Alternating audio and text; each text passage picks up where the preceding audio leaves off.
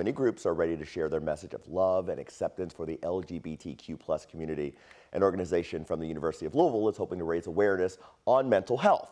Jose Alonso and Emma Gefter spoke with the mother of an activist about the group keeping her son's name alive.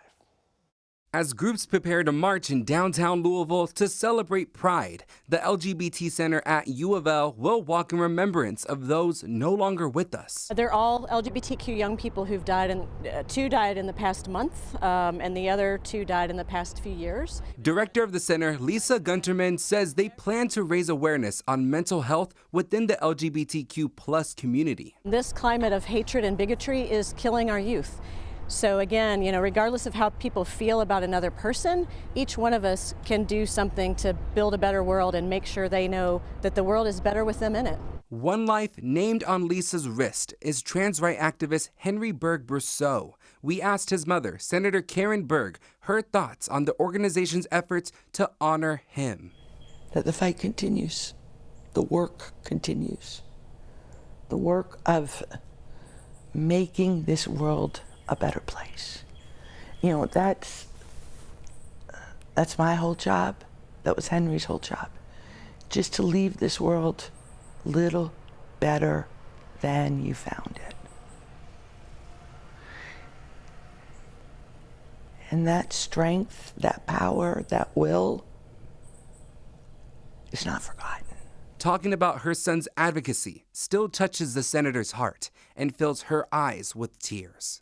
Friday afternoons, they would literally go and they would cook, and then they would go serve the homeless encampments around where he lived. And people said not only did he feed them, but he knew them. My child really cared about how other people felt.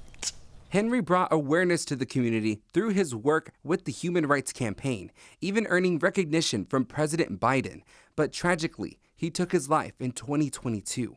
The last thing Henry did was send a press release warning that trans rights were under attack. But you, my friends, are champions for humanity.